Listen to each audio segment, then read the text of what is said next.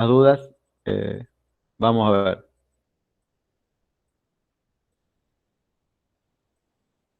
Díganme si se ve. Ya se ve. Espectacular. Sí, se ve. ¿Ahí se ve?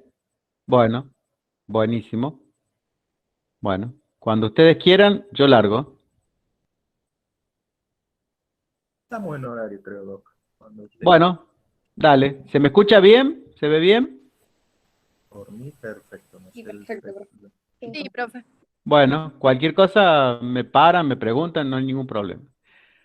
Bueno, vamos a hacer un repaso para el primer parcial, que es el día lunes. Gracias por, bueno, organizar esto que realmente es muy interesante para poder repasar los temas para el parcial. Esto es una clase de repaso, eso quiero aclararlo. No, no es ver cada tema profundamente porque estaríamos mucho tiempo, pero es para hacer un repaso general de todos los temas que ingresan al parcial del día lunes. ¿Mm? Bueno, por si no me conoce, yo soy el doctor Walter Rivarola, soy el titular de la cátedra. Así que bueno, cualquier cosa, mi correo electrónico, después si quieren de él, lo pueden dar. Bueno, si no tienen los profes semanales de ustedes de profesor asistente, pero bueno, con mucho gusto, con lo que necesiten, para eso estamos. Bueno, los temas del primer parcial son bioestadística y representación gráfica en un trabajo científico, luego termodinámica, medicina nuclear, efectos biológicos de las radiaciones y radioprotección, diagnóstico por imágenes, información biomédica y electromedicina. Esos son los temas que ingresan en el primer parcial, que es el día lunes, repito. Bueno, el primer tema, que es bioestadística y representación gráfica en un trabajo científico. Una cosa que quiero aclarar, que este tema, nosotros después, en el segundo, después del primer parcial, vamos a ver cada tema específicamente, o sea, vamos a ver bioestadística y representación gráfica mucho más profundamente como tema en la materia. Esto solamente es bioestadística y representación gráfica en un trabajo científico. Es una partecita para que ustedes vean dónde va cada uno de estos capítulos. Pero después vamos a ver, hay un tema específico que es bioestadística y otro que es representación gráfica, que esto se ve después también, después del parcial. La semana, casualmente bioestadística es la semana que viene. Bueno, ¿qué es el conocimiento científico? Porque hablamos de un trabajo científico y tenemos que decir, bueno, qué es científico? El conocimiento científico son procedimientos que me permiten inferir estadísticamente, construir hipótesis y ponerlas a prueba. Es aquel, o sea, aquel conocimiento que se obtiene siguiendo los procedimientos del método científico. Siempre se habla del método científico como algo muy extraño, muy raro, como si algunos pocos llegan a entenderlo. Y en realidad el método científico para algunos, por ejemplo para Umberto Eco, que es un epistemólogo italiano que falleció hace poco, el método científico dice que es el método humano de pensamiento, que nosotros en realidad lo ponemos en práctica constantemente. A lo mejor no lo hacemos racionalmente, o lo hacemos intuitivamente, pero lo hacemos. Por ejemplo, si yo gano 30.000 pesos, eso es una observación. Ahora, necesito 45.000 pesos, ese es un problema. O sea, yo gano 30.000, pero necesito 45.000. Eso es un problema.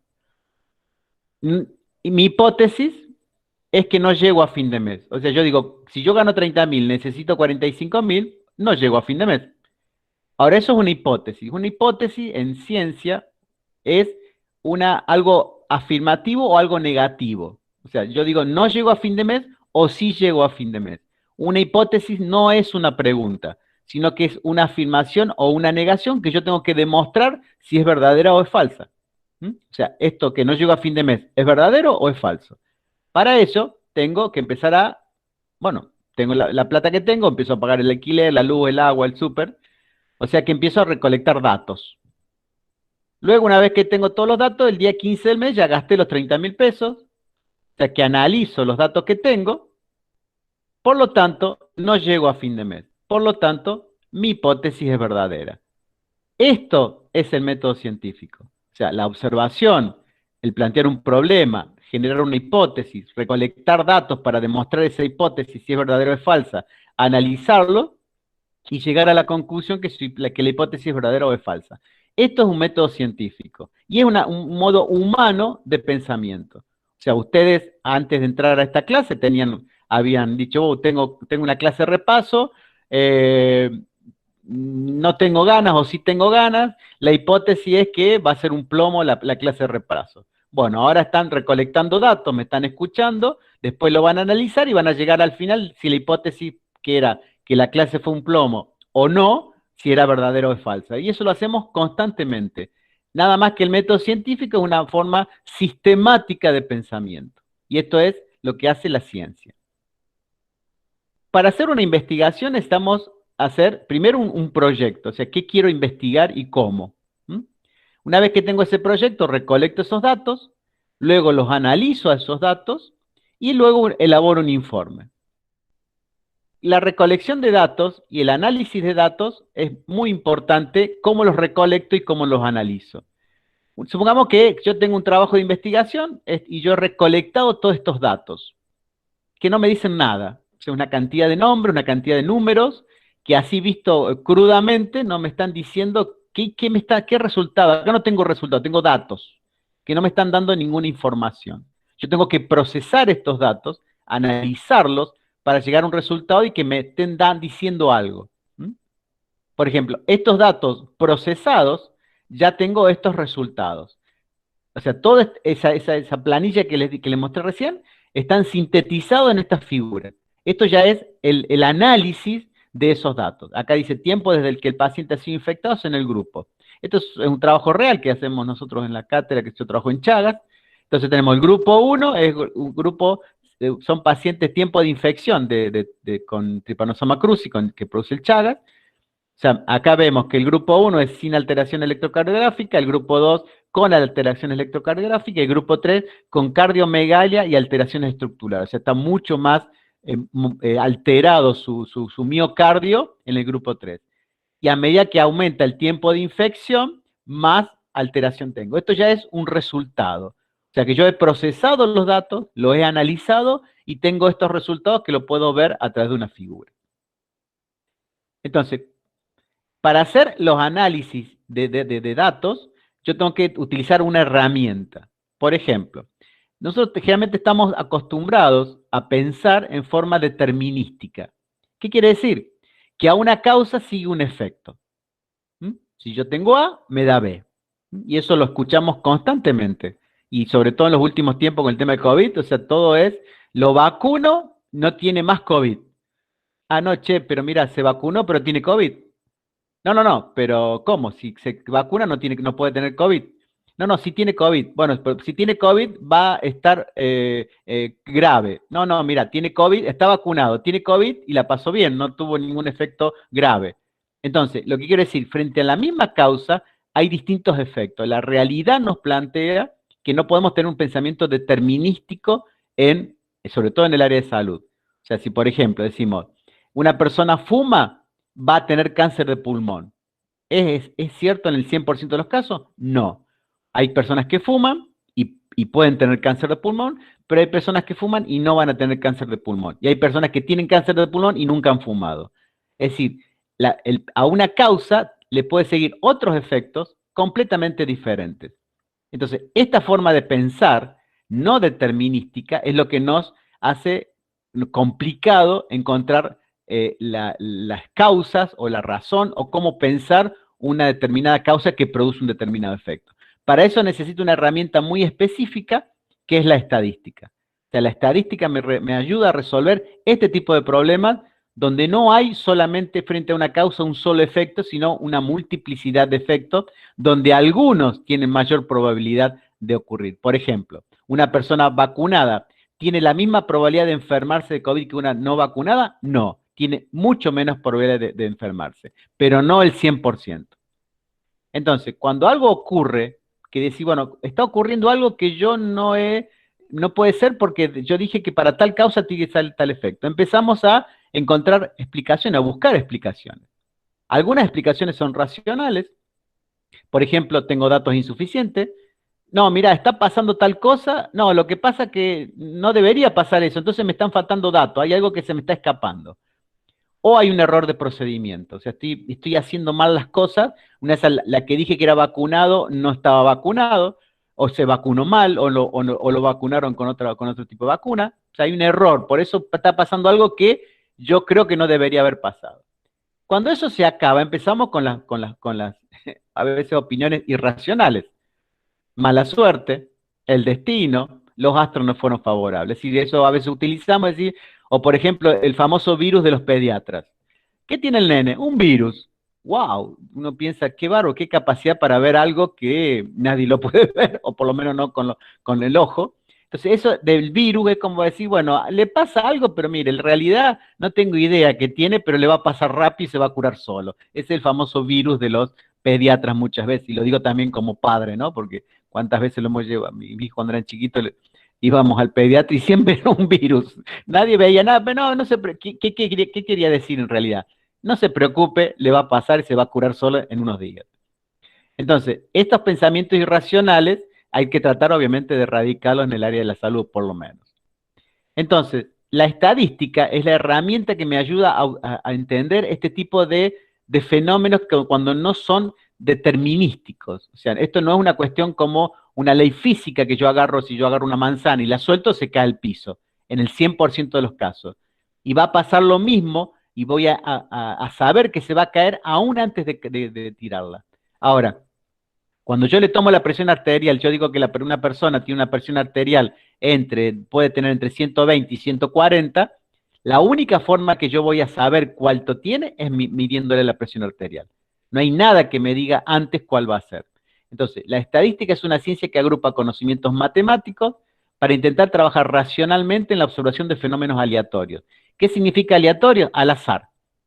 Que aleatoriamente, o sea, azarosamente, puede salir cualquier cosa dentro de determinado tipo de posibilidad de probabilidad de que salga.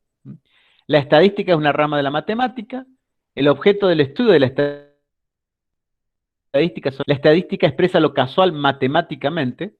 La estadística asume que las diferencias fenomenológicas en condiciones similares son la regla y que la igualdad es la excepción. Cuando uno trabaja con seres vivos, con la vida, y uno lee un trabajo de investigación donde a una persona siempre le sale el mismo resultado cuando mide algo, hay que desconfiar, porque la igualdad es la excepción. Cuando uno mide fenómenos biológicos, difícilmente se repita exactamente lo mismo. Va a haber pequeñas variaciones. Si yo tomo la presión arterial de 100 personas, muy difícil, si uno lo hace exactamente, muy difícil que se repita exactamente la misma presión arterial en las 100 personas. Van a estar dentro de cierto rango, obviamente, pero va a ser muy raro que se repita exactamente lo mismo. La estadística pretende reconocer, cuantificar y pronosticar esas diferencias y dar respuestas matemáticas, probabilidad a la pregunta constante. Las diferencias observadas expresan simplemente la variación casual, lo aleatorio, el azar, o que realmente cambiaron las circunstancias. Por ejemplo, si yo quiero probar ahora que está muy en boga el tema de la vacunación, yo quiero probar una vacuna nueva. ¿Cómo tengo que hacer para ver si mi vacuna es efectiva o no? En grandes rasgos, vacuno a un grupo de personas y no vacuno a otro grupo de personas. Tantas las personas vacunadas como las no vacunadas se van a enfermar. Probablemente se van a infectar de COVID. El tema es que los que estén vacunados, la cantidad menor que los que no están vacunados. Entonces, lo que yo quiero analizar estadísticamente si esa diferencia entre estar vacunado y no vacunado es significativa con respecto a la posibilidad de infectarse. Lo que quiero decir con esto, y eso lo estamos viendo y casi todos los días ahora actualmente, personas vacunadas que a pesar de que están vacunadas, se infectan de COVID. Pero la mayoría está haciendo un COVID mucho más leve que no llega a agravarse. Entonces, repito, esa diferencia tiene que ser estadísticamente significativa para decir que la vacuna es efectiva. Bueno, ¿cómo se muestran esos datos en un trabajo científico? Se pueden mostrar mediante tablas o mediante figuras. Las figuras pueden ser representación gráfica, una radiografía, una fotografía, una microfotografía. Puedo mostrarlo a través de este tipo de figuras. O sea, yo presento los datos a través de una figura, por ejemplo, donde dice antiguo fumador, no fumadores y fumadores, o sea, se divide en sectores. Esto lo vamos a ver, repito bien, en la segunda parte de la materia, cuando después del primer parcial, la semana que sigue o la otra, que van a ver específicamente representación gráfica. Esto es para que sepan en qué capítulo de un trabajo científico va ubicado la representación. Bueno, estos son tipos de variables que pueden utilizar con representación gráfica. Entonces, una vez que tengo que recolectar los datos, que he analizado los datos, elaboro un informe.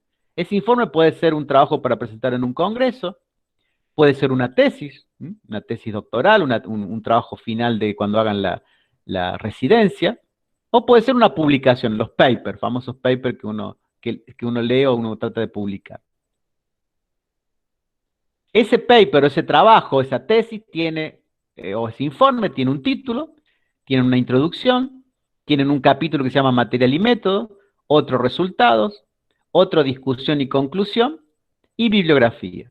Por ejemplo, este trabajo es un trabajo, una publicación sobre cardiología, donde acá vemos, en la primera página tenemos el título, los autores, el resumen, la introducción, ya vamos a ver qué dice la introducción, y método. Dentro de material y método tenemos que colocar lo que se llama, o sea, ¿qué método estadístico voy a utilizar, o utilicé, perdón, en este caso, utilicé, para analizar los datos? Esto va sí o sí en material y método. No puede ser un trabajo en el área de salud científico sin especificar qué tipo de estadística utilicé para analizar los datos. Porque esto forma parte del método científico y del trabajo científico. Lo pueden rebotar el trabajo que va a publicar porque no está específicamente puesto qué tipo de análisis estadístico. Por ejemplo, acá ven, la información obtenida se recogió con una base de datos de Excel 2010, acá dice un paquete estadístico SPSS, un programa estadístico, si pusieron pruebas, esto X cuadrado significa chi cuadrado, o sea, cómo se analizó estadísticamente la variable. Es decir, uno tiene que explicar en el material y método cómo analicé los datos, y esto es obligatorio. Sin esto no sirve el trabajo de investigación. Entonces, repito, el método estadístico va ubicado en el capítulo de material y método. Esto es resultados, y en resultados, por ejemplo, yo pongo una parte de los resultados en una tabla. Esto es una forma de mostrar los resultados. O sea que en el capítulo de resultados puedo mostrar los resultados como una tabla o como una gráfica, una figura. Esto, o sea, si ponemos una tabla, no repetimos en una figura, o una u otra. O sea, la tabla se tiene que autoexplicar por sí misma, lo mismo que la figura o la gráfica. O sea, si yo necesito 3 páginas para entender esta tabla no sirve. Yo tengo que tener todo en la tabla que me la explique y yo con leer la tabla poder entenderla. Entonces, repito, tablas y gráficos van en resultados. Es una forma de mostrar los resultados. Bueno, todas las publicaciones internacionales tienen IMRID. ¿Qué significa? Introducción, material y método, resultado y discusión. Todas tienen esos capítulos. ¿Qué cuestión, problema se estudió? Va en el capítulo de introducción. ¿Cómo se estudió el problema? En material y método. ¿Cuáles fueron sus resultados o hallazgos? Van en resultados. ¿Y qué significan esos resultados? Van en el capítulo de discusión. Todas las publicaciones internacionales, se publican con estos capítulos. En la introducción, material y método, resultado y discusión. Bueno, la sección de material y métodos, bueno, hay una serie de, o sea, es como la receta de cocina para que alguien repita la misma comida. Por ejemplo, si yo dije que hice arroz con pollo, bueno, en material y método tengo que explicar qué utilicé y cómo lo hice. Es decir, bueno, utilicé pollo, arroz de tal marca, lo hice así, lo mezclé así, entonces quien lea material y método tiene que al final salirle arroz con pollo como uno dice que lo hizo. Si le sale puchero, quiere decir que uno le está mintiendo en material y método. O sea, cualquier persona, una de las condiciones de un trabajo científico es la repetibilidad de sus datos. O sea, cualquier persona que haga lo mismo que ustedes dicen que hicieron en el trabajo de investigación, debe encontrar resultados similares. Si no los encuentra, hay algo que están poniendo o no poniendo en material y método o lo están mintiendo. Entonces, material y método es, digamos, la receta de cocina. Y en este capítulo tienen que decir cómo analizaron los datos, qué método estadístico utilizaron para analizar los datos que tienen tales resultados. O sea, en esta sección se incluye el método estadístico utilizado. Y en los resultados, bueno, tienen que poner todos los datos representativos, ¿no? Lo importante es poner incluso los aspectos negativos de los experimentos, hay que evitar la redundancia, y los resultados se pueden mostrar con tablas o figuras. No es obligatorio poner tablas o figuras, pero si ponen tablas o figuras, van en resultados. Uno puede, en 3 renglones, explicar un resultado, lo hace en 3 renglones. Si es mejor visualmente y se entienden menos en una gráfica o una tabla, se hace una tabla o una gráfica, pero va en la sección de resultados. Repito, el tema bioestadística y representación gráfica lo vamos a ver la semana que viene, ustedes lo van a ver con sus profesores asistentes, cómo se trabaja en estadística, todo lo que es la estadística, pero este tema es para que ustedes sepan en qué capítulo de un trabajo científico va la sección de estadística, de bioestadística y de figuras o tablas. Bueno, ¿vamos bien hasta ahí? Sí, profe. Bueno, cualquier cosa, si voy muy rápido me dicen. Bajo un cambio. Pasa que son largos, hay muchos temas. No quiero que se me duerman. Bueno, ahora vamos a ver termodinámica. Es un tema que no les gusta a muchos. Lo he visto cuando era profe asistente, que estaban con los alumnos, así que un tema, a mí me gusta mucho termodinámica, pero es un tema que no es muy del gusto de muchos alumnos, sobre todo el área de medicina, ¿no? Pero bueno, vamos a tratar de hacerlo lo más ameno posible. La termodinámica es el estudio de las transformaciones e intercambios de la energía, nada más y nada menos, es algo que hace a la vida misma. ¿Qué es energía? Es la capacidad de producir trabajo. O sea, trabajo no estoy hablando desde el punto de vista laboral, sino trabajo es modificación. Es modificación de algún elemento. O sea, cuando la energía se evidencia cuando puede transformar algo. O sea, que energía es la capacidad de producir trabajo desde el punto de vista físico. Termodinámica biológica, que es la que nos interesa a nosotros, estudia los intercambios y equilibrios entre energía química, trabajo mecánico y calor en el organismo y entre el organismo y el medio ambiente. O sea, la termodinámica biológica, repito, estudia los intercambios y equilibrios entre energía química, o sea, la energía que está almacenada, por ejemplo, en los nutrientes, entre el trabajo mecánico, o sea, por ejemplo, mover los pulmones, los músculos, que el corazón lata, etcétera, todo ese trabajo mecánico, y calor en el organismo, o sea, todo el calor que emitimos los seres humanos, y entre el organismo, entre el ser humano y el medio ambiente. Nosotros tenemos intercambio constante. La energía química libera, o sea, la energía que está en los nutrientes, energía mecánica, que es la energía que utilizamos para mover todo nuestro sistema, más calor. O sea, nosotros emanamos calor. ¿Qué es el calor? Es energía en tránsito. O sea, el calor está definido como energía en tránsito. O sea, cuando yo digo que una persona está emitiendo calor, quiere decir que va energía de un lugar de menor calor a un lugar de mayor calor. A esa energía que está en tránsito le llamamos calor. Por ejemplo, bueno, no sé si es el caso de muchos de ustedes, pero bueno, cuando uno duerme con alguien con los pies fríos y uno tiene los pies calentitos, bueno, al rato uno tiene los pies fríos y el otro tiene calentitos, o la otra tiene calentitos, o ambos tienen el mismo calor de pie. ¿Por qué? Porque el calor de mi cuerpo, al estar en contacto con un cuerpo que tiene menor calor, va de donde hay más calor a donde hay menos calor. Esa energía en tránsito le llamamos calor. ¿Cuándo se termina el tránsito? Cuando ambos igualan la cantidad de calor que tienen. Y eso es muy tipo. O sea, si ustedes ven los perros cuando duermen, se acurrucan entre ellos, ¿por qué? Porque el calor de un cuerpo va al otro y una vez que todos tienen el mismo calor, el calor ya no se disipa y todos mantienen su temperatura. Es algo biológico. ¿Cuáles son las leyes de la termodinámica? Son básicamente 2. La energía no se crea ni se destruye, se transforma. O sea, acá tenemos energía almacenada en un dique, por ejemplo, energía potencial. Cuando cae va a una turbina, energía en movimiento, energía cinética, que se transforma en energía eléctrica, y esa energía eléctrica va a la ciudad y se transforma en energía lumínica, calórica, mecánica, etcétera, etcétera. O sea, la energía no se destruye ni se crea, sino que se transforma. La segunda ley, todo proceso espontáneo resulta en un aumento de entropía del universo. Por ejemplo, en el caso nuestro, o sea, nosotros nos alimentamos y con la luz, un organismo vivo produce calor y aumento de entropía en el entorno. ¿Qué significa entropía? Entropía es desorden. O sea, el universo, está estudiado, o sea, con Einstein, por ejemplo, de Einstein para acá y todo lo que sea energía, todo lo que sea energía del universo, o sea, nuestro universo tiende a aumentar la entropía. ¿Qué quiere decir? Que todo se tiende a desordenar. Es decir, de algo ordenado, algo desordenado. Cuando algo se desordena, quiere decir que se aumenta la entropía.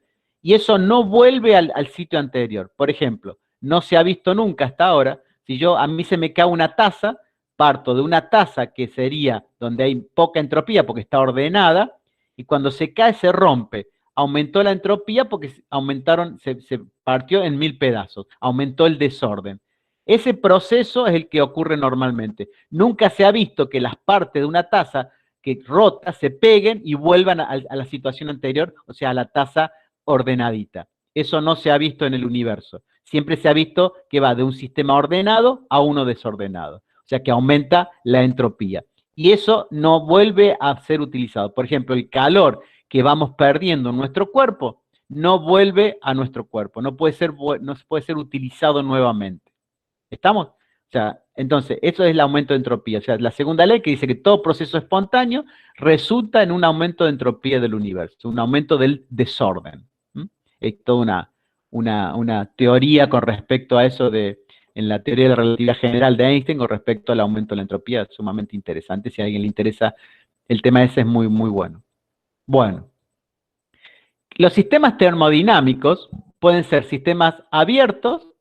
Este es un sistema abierto, por ejemplo, un recipiente que está abierto. ¿Por qué está abierto? Porque es un sistema que tiene un recipiente con agua líquida a una cierta temperatura que se transforma en vapor. Entonces acá, ¿qué transfiere ese sistema abierto? Transfiere masa, porque el vapor va saliendo por el orificio de ese recipiente y transfiere energía, o sea, calor al medio. O sea, un sistema abierto es aquel que transfiere masa y energía al entorno. Después podemos tener un sistema cerrado. En este caso yo le pongo una tapa a ese recipiente y ahora el vapor no puede salir. Entonces, ¿cuándo es un sistema cerrado? Cuando no transfiere masa, pero sí energía en forma de calor. O sea que este recipiente no está sacando vapor de agua, cae nuevamente y se está enfriando, digamos, porque está emitiendo calor al medio. Esto es un sistema cerrado. Y un sistema aislado, por ejemplo, un termo, es un sistema aislado. Un termo ideal sería el termo que siempre mantiene la temperatura del agua caliente, por ejemplo.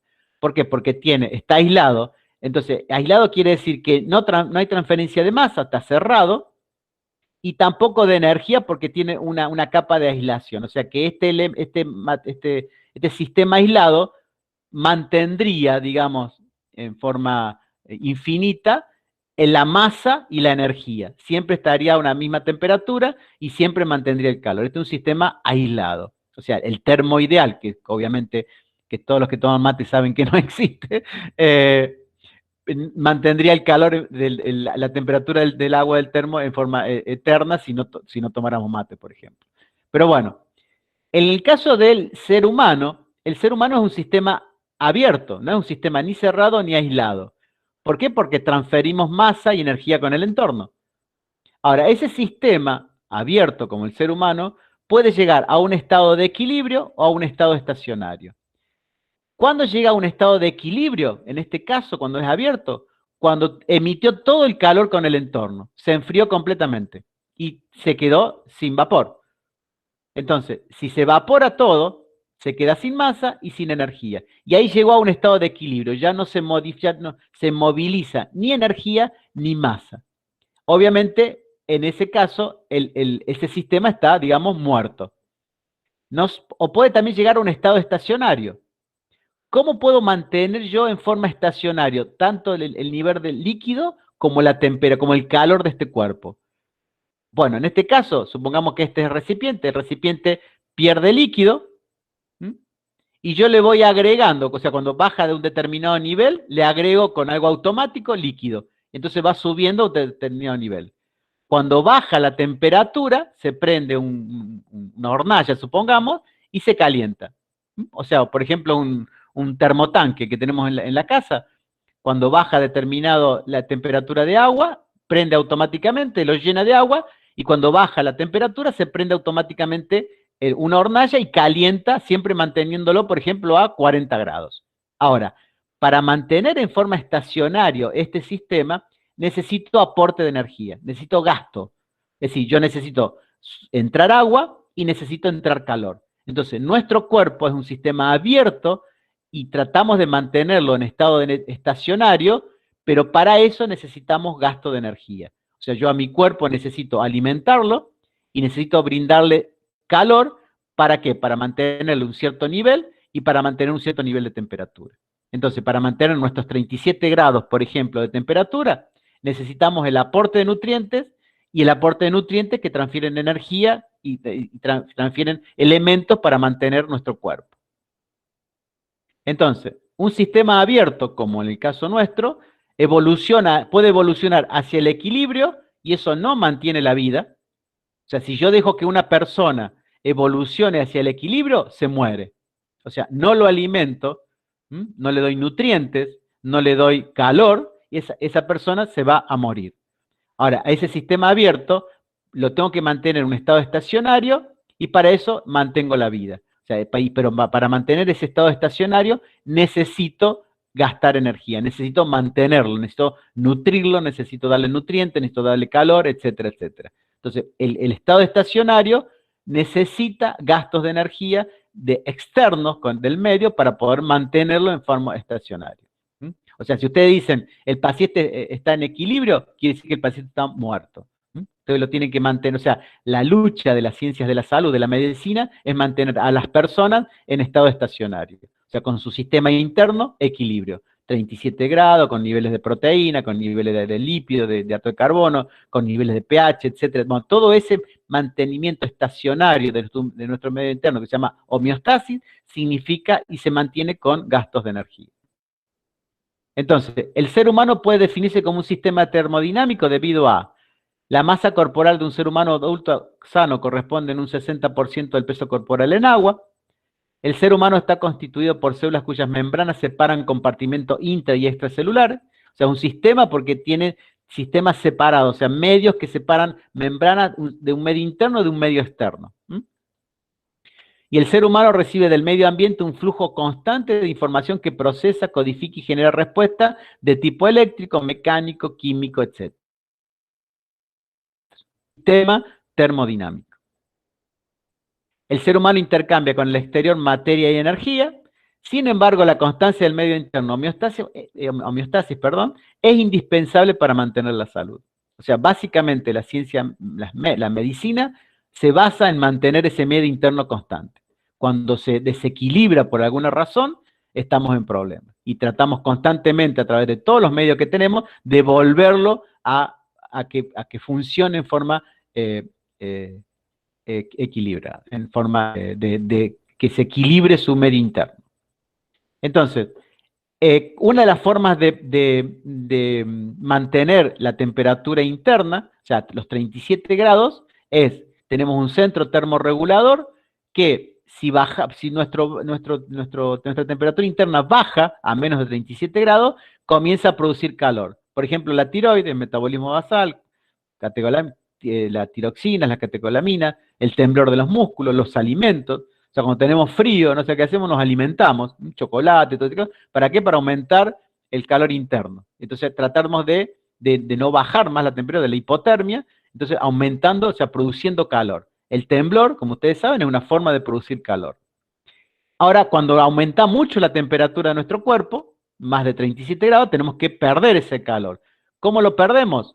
Con la piel, mediante conducción, radiación, convección, las glándulas sudoríparas, o sea, cuando evaporamos agua, estamos bajando la temperatura, nuestras vías respiratorias, a través de las heces, de la orina, son formas de eliminar ese calor y bajar nuevamente la temperatura a 37 grados.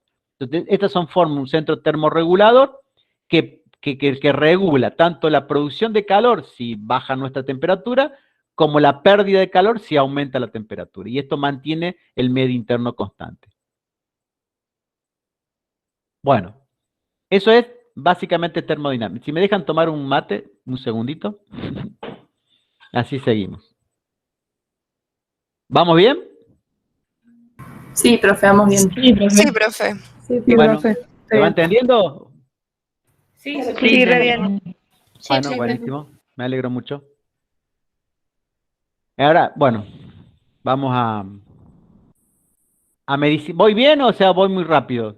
¿Bajo un cambio? No, profe, está bien. Está re bien, ¿Está profe. Bueno, listo, yo no, a veces hablo, a veces me acelero sin querer. No, está bien, No, aparte está re son un claro. montón de temas. Por eso, son muchos temas, no, que no quiero que estemos hasta las 10 de la noche, por eso trato de condensarlo lo más que podamos. ¿Mm? Bueno, vamos a otro tema que tiene que ver también con la energía, y mucho, que es la medicina nuclear. ¿Mm? Eh, Siempre digo que lo que es nuclear, lo que es todo lo que tiene que ver con el núcleo, con energía, con radiación, ¿no? Tenemos a veces eh, terribles experiencias en la historia humana con la radiación. Hiroshima, Nagasaki, Chernobyl. ¿Mm? Eh, pero también la energía nuclear puede servir para salvar vidas. O sea, puede servir, ha servido desgraciadamente para matar mucha gente. Pero también así sirve actualmente y ha servido en los últimos años para salvar la vida a mucha gente también. O sea que hay que trabajar siempre racionalmente y que sea utilizada con fines de salvar vidas pacíficas y no para matar a nadie, ¿no? Pero bueno, esa es la diferencia a veces tan finita entre usar la radiación para salvar vidas o para matarlas, ¿no? Bueno. La medicina nuclear, como en general lo que es lo que hablamos de radiación, proviene de los radionucleidos. Los radionucleidos pueden ser estables o inestables. Ustedes han visto en la tabla periódica de los elementos que los elementos más pesados, más de a la derecha y abajo, están muchos los elementos radiactivos, que son muy pesados. ¿Qué quiere decir radiactivos? Que emiten radiación. ¿Y qué es la radiación? Es decir, todos los elementos estables pueden ser estables durante miles de años. O sea, si yo tengo, por ejemplo, plomo, voy a tener plomo siempre. Ahora hay algunos elementos en la naturaleza, por ejemplo, el carbono 12, carbono 14, que el carbono 14 emite radiación. ¿Por qué? Porque tiene una posibilidad de una inestabilidad que algunos partes de átomos de carbono van emitiendo radiación y se van transformando en otro carbono que se estabiliza, pero esa estabilidad la logra mediante la emisión de radiación. ¿Mm? Esos factores que producen que un elemento sea estable o inestable son lo que llaman factores de estabilidad nuclear. O sea, hay factores dentro de los radionucleidos, de los átomos, que los hacen que sean estables. Y a veces la deficiencia de algunos de estos factores hace que sean inestables y eliminan esa inestabilidad como radiación. Esos factores de estabilidad son la tensión superficial nuclear, las fuerzas de cambio, la relación neutrón-protón y los defectos de masa. Estos son elementos de todos los átomos que cuando funcionan bien, generan átomos estables. ¿Qué quiere decir? Que durante miles de años van a seguir siendo lo mismo. ¿Mm? Ahora, hay elementos que tienen cierta debilidad en algunos de estos factores y eso hace que se vuelvan inestables. Por ejemplo, ustedes han visto en la tabla periódica que la mayoría de los neutrones y protones tienen la misma cantidad. O sea, si uno dice la cantidad de protones, equivale a la cantidad de neutrones. Ahora, hay elementos que tienen una masa tan grande, o sea, el núcleo está formado por la suma de neutrones y protones. ¿Mm? Entonces, pero a veces cuando vamos hacia la tabla, hacia abajo, hacia la derecha y hacia abajo, la cantidad de neutrones y protones, o sea, el núcleo se vuelve tan grande que se necesita mucha energía para mantener eso unido. Eso lo entendió Einstein. ¿Por qué? Porque ¿se acuerdan la ley de Coulomb? ¿Qué dice que la ley de Coulomb? Que hay cuerpos que se atraen o se repelen con una determinada fuerza de acuerdo a la carga. Si son cargas de igual signo, se repelen, y si son de distintos signos, se atraen. Eso dice la ley de Coulomb. Ahora, Einstein pensó, perfecto. O sea que, ahora, ¿cómo es posible que en el núcleo, que están todos los protones, que son todos positivos, no se repelan? O sea, algo debe haber que mantiene el núcleo unido a pesar de la cantidad de cargas positivas juntas que están en un área tan pequeña. Entonces él dijo que debe haber tanta energía que mantiene ese núcleo unido, que si yo la logro liberar, si se logra liberar, debe ser inmensa. Y de ahí surgió la idea, su famosa fórmula, energía es igual a masa por la velocidad de la luz al cuadrado. O sea, la energía que tiene un núcleo es tanta que mantiene cargas de igual signo que deberían repelerse unidas. Ahora, cuando se logre liberar esa cantidad de energía, puede pasar problemas. Bueno, esa liberación de energía es una bomba atómica. O sea, una bomba atómica es la liberación de energía de ese núcleo, que es la energía que mantiene unidas cargas que deberían no estar unidas. Imagínense la cantidad de energía que se necesita. Por eso, a medida que aumenta la cantidad de protones y neutrones en el núcleo, necesitamos cada vez más energía para mantener unidos. Se necesita cada vez más energía. Por lo tanto, los elementos más radiactivos, más inestables, son aquellos que son cada vez más pesados porque necesitan cada vez más energía y algún defecto que tengan, ¡chum!, liberan esa inestabilidad como radiación y se vuelven radiactivos. Nosotros vivimos en un ambiente, acá en mi casa, en cualquier casa, tenemos elementos en las paredes que están hechas con sustancias que sacamos de la Tierra que emiten radiación. El tema es que no es tanta la radiación que aparente problema de la salud. Digo aparentemente porque eso ya vamos a ver lo que son factores estocásticos y determinísticos. Pero bueno, esos factores de estabilidad nuclear, cuando falla alguno, chao, se libera esa inestabilidad en forma de radiación. Y esa radiación puede ser como masa, o sea, decir, bueno, me molesta, o sea, yo tengo que tener la misma relación entre neutrones y protones. O sea, si tengo 20 neutrones, tengo 20 protones. Hay alguno que tiene 22 neutrones y 20 protones. Bueno, me sobran 2 neutrones. ¿Qué hago? Lo tengo que eliminar. ¿Cómo lo elimino? En forma de radiación. Y si son en masa, o sea, masa en movimiento, si son radiaciones alfa, radiaciones beta positiva y negativa, neutrones. O en forma de radiación, o sea, lo que tengo mucha energía. Entonces libero esa inestabilidad, que es una radiación, en forma de radiación electromagnética, que son los rayos gamma, los rayos X y la luz visible. O sea, esto se utiliza, por ejemplo, en medicina. La cámara gamma, los rayos X, lo utilizamos nosotros en medicina para generar tratamiento o generar imágenes. O la luz visible que emite una lamparita, que es radiación. Entonces, ambas radiaciones, el problema, o no, depende cómo se vea, es que interacciona con la materia. Y esa interacción con la materia puede ser por colisión, o sea, choca, generando dispersión, formación de pares iónicos, de retrodispersión, radiación de frenamiento, o rotación molecular, vibración atómica, excitación atómica, perdón, efecto fotoeléctrico, efecto Compton, formación de pares. Los más graves, cuando ustedes han escuchado la radiación, lo que se llama la ionizante, que es radiación ionizante. La ionizante es porque forman pares iónicos con la materia donde interacciona. Entonces, si yo tengo una molécula, por ejemplo, una proteína, la proteína como tal no tiene carga. O sea, la proteína es neutra, no tiene una carga eléctrica. Ahora, si interacciona con una radiación que ioniza, forma pares iónicos en esa proteína ya no va a funcionar igual en nuestro cuerpo. Empieza a alterarse. Y esa alteración genera cambios biológicos, y esos cambios biológicos, por ejemplo, pueden degenerar en un tumor biológico de esa radiación. Entonces, la radiación que actualmente se considera peligrosa, ustedes han visto la clasificación entre ionizante y no ionizante. ¿Por qué? Porque la que genera cambios en la materia es la ionizante, la que produce pares iónicos, porque generalmente todas las moléculas no tienen carga. Ahora, si yo lo cargo, ya esa molécula, por ejemplo, que está formando parte, por ejemplo, de la hemoglobina, ya la hemoglobina no va a ser igual, porque ya va a tener carga, entonces esa se comporta diferente, puede generar una mutación, y esa mutación genera un efecto biológico que puede ser grave para el ser humano. Bueno, el tema es cómo detectamos algo que es la radiación.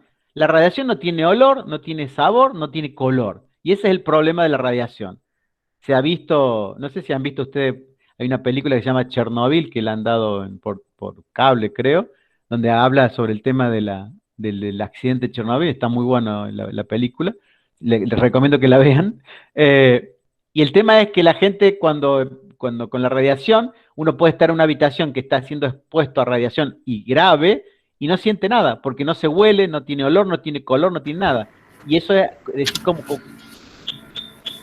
cómo de cuenta que estamos expuestos a radiación. Uno con las propiedades que tiene la radiación. Una de las propiedades es que ioniza gases. O sea, la radiación con un determinado tipo de gases produce cargas iónicas. Otra de las características de la radiación es que produce centello, produce como lucecitas. Y otra es que velan las películas fotográficas. Ustedes obviamente no lo saben porque son muy jóvenes, pero cuando yo era más joven, teníamos las películas con rollo, o sea, las cámaras de foto venían con rollo de foto, ¿m? Y una lo que no tenía que ocurrir nunca era abrir la máquina de foto porque se velaba la película fotográfica, se ponía negra. O sea que la luz de la radiación de la luz velaba la película fotográfica, o sea, la ponía negra y perdíamos todo. ¿M? Eso ocurre, por ejemplo, también, ahora no tanto porque ya casi no se usan, con las películas de la radiografía, la negra. Y eso es uno de los principios que se utiliza para generar una imagen. Entonces, una de las características, entonces las tres características que tiene la radiación es ionizar gases, producir lucecitas, centellos, y velan la película fotográfica. Esto se utilizó, estas propiedades, para generar aparatos que funcionan en base a estas propiedades. Por ejemplo, la ionización de gases se han generado lo que se llaman las cámaras de ionización, que miden exposición a rayos X y gamma, por ejemplo, o el contador Geiger-Müller que detecta contaminación en laboratorio. El contador Geiger-Müller es un aparatito que tiene que estar en todos los laboratorios que trabajen con radiación y que me detecta cualquier tipo de radiación en el ambiente que pueda ser peligroso para quien esté trabajando. Esto es obligatorio. O en la producción de centelleo, hay un aparato que se llama detector de centelleo, o sea que yo cuando la radiación interacciona con un cristal determinado, que es por ejemplo yoduro de sodio, genera fotones, esos fotones se amplifican y se genera una corriente eléctrica y eso lo voy contando. Y puedo utilizar ese principio para detectar esa radiación.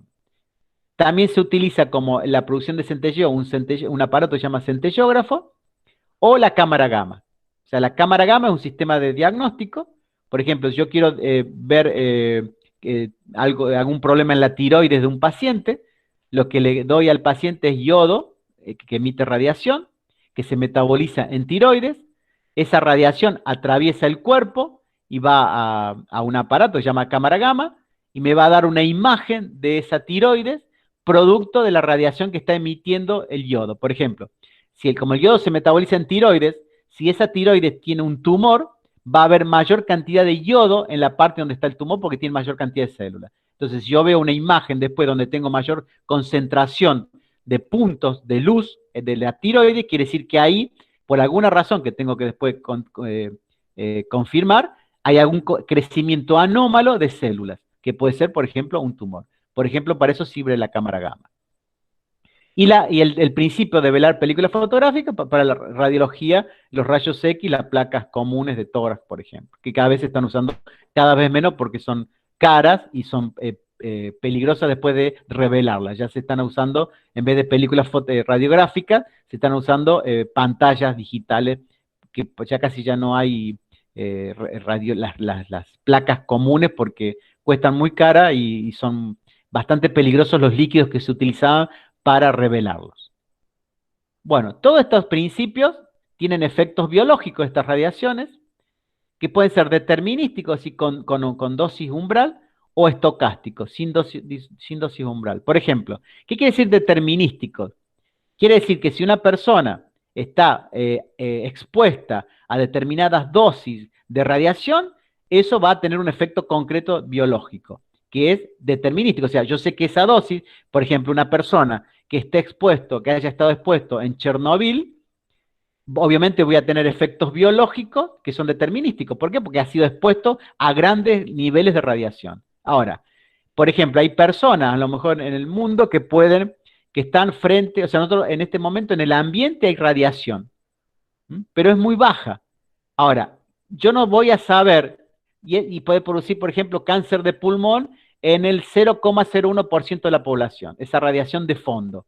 Ahora, yo no sé cuando la persona que vaya al consultorio que tenga cáncer de pulmón, si va a ser producto de esa radiación de fondo o porque es fumador o porque otra causa. Entonces, estos son estocásticos, son al azar. O sea, hay una probabilidad que un 0,01% de la población mundial tenga algún efecto biológico producto de esa radiación de fondo. Pero no sé cuál es la dosis y no sé cómo medirlo. Y no sé si la persona que está frente a mí en el consultorio, su patología es producto de esa dosis que está, digamos, de esa radiación que está en todos los materiales que nos rodean en la vida cotidiana. ¿Se entiende? Es decir, determinístico, una persona está expuesta a radiación concretamente, por ejemplo, trabaja en un laboratorio con yodo radiactivo, es probable, si no tiene elementos de cuidado, que pueda producir algún efecto biológico en su cuerpo. Pero es en base a una dosis, más efecto. Y el otro es al azar. Hay un porcentaje, una probabilidad que cierto porcentaje de la población mundial tenga algún efecto biológico debido a la radiación de fondo que hay en los materiales que nos rodean.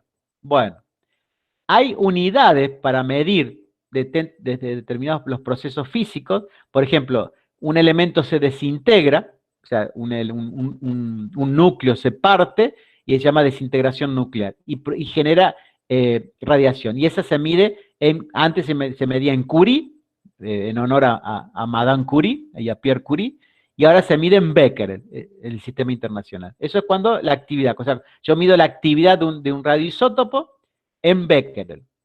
Ahora, cuando esa radiación va en el aire, ioniza el aire, y eso se llama Roentgen, o sea, la exposición a la ionización del aire producto de la radiación se mide en Roentgen, que es el que descubrió los rayos X. Y la dosis absorbida, o sea, hay elementos de nuestro cuerpo que no absorben la misma cantidad, no son tan sensibles a la radiación uno que otro. Por ejemplo, el sistema nervioso es menos sensible a la radiación, o sea, absorbe menos radiación que, por ejemplo, que el sistema óseo. Por eso los tumores de sistema nervioso, de cerebro, son más difíciles de tratar por radioterapia que otros. ¿Por qué? Porque son muy resistentes a la radiación, absorben poca radiación. Eso se mide en Gray o en RAD se medía antes. Ahora, la misma dosis de Gray de rayos gamma no es la misma dosis, no produce el mismo efecto biológico que la misma dosis de Gray de rayos X. Por eso el efecto biológico, que es el equivalente, se mide en Sievert ahora en el sistema internacional o se medía en REM antes. Estas son las unidades que tienen que ver con la radiación. Bueno, ¿cuáles son los efectos biológicos? O sea, ¿cómo se producen los efectos biológicos de las radiaciones? Los efectos biológicos pueden ser en forma indirecta, o sea, en forma indirecta a través de la hidrólisis del agua, por ejemplo. O sea, yo irradio el agua que está a mi alrededor o el aire y eso produce hidrólisis o la hidrólisis del agua de mi cuerpo.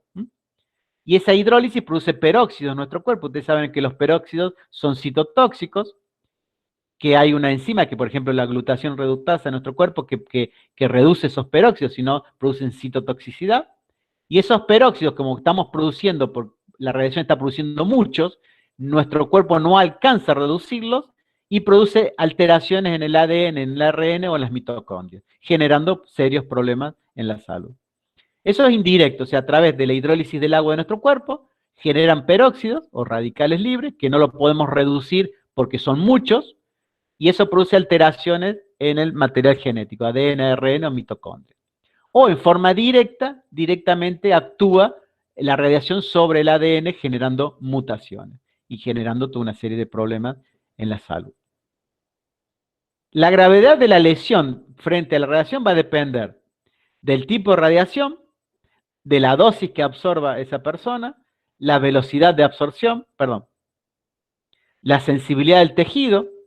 O sea, la sensibilidad del tejido, repito, no es la misma, digamos, ¿qué tiene que ver la sensibilidad del tejido? Por ejemplo, el sistema nervioso. ¿Por qué es más resistente a la radiación que la piel, por ejemplo?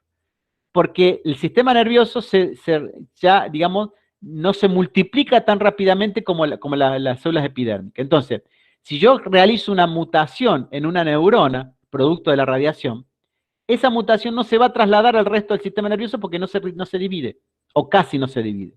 En cambio, si yo produzco una mutación en un área de un tejido de la piel, como la piel se reproduce constantemente, esa mutación se va a ir diseminando rápidamente a todo el tejido de nuestro cuerpo.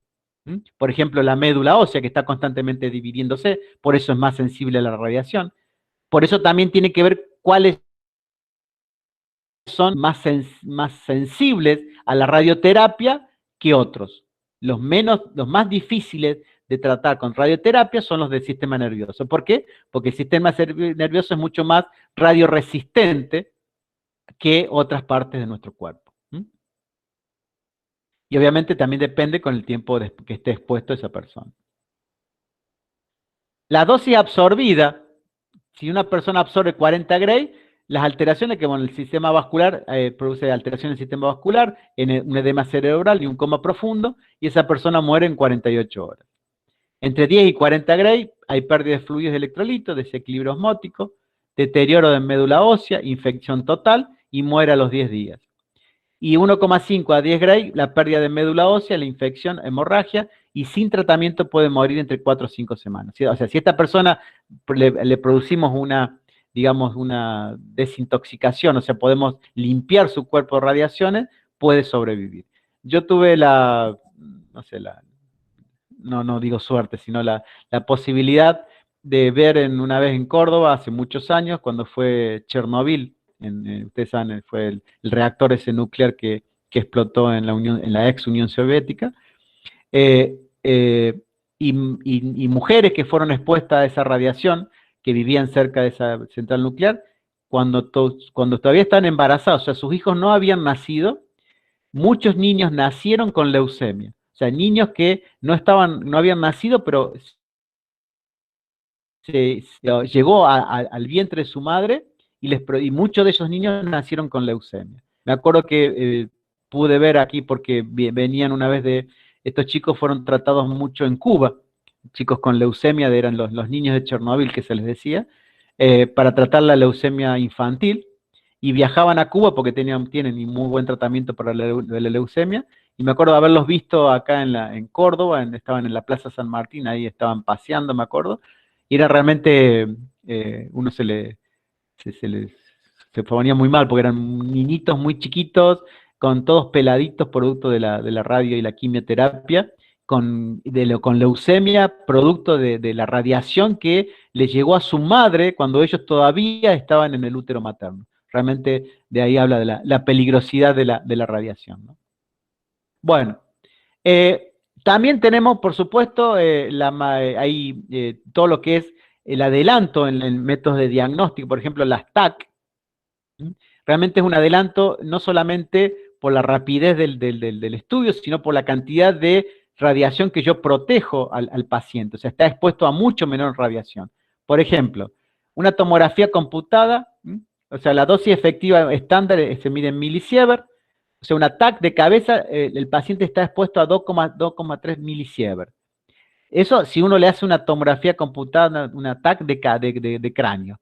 Si tuviera que hacérselo con una de rayos X, equivale a 115 radiografías. O sea, una radiografía, una TAC de cabeza que el paciente está expuesto a 2,3 milisievert, con rayos X lo expondría a 115 radiografías. O sea, equivaldría a un año de radiación natural de fondo. O sea, nosotros estamos expuestos aparentemente, por lo menos se te ha medido, a una radiación de fondo de 2 milisievert por año.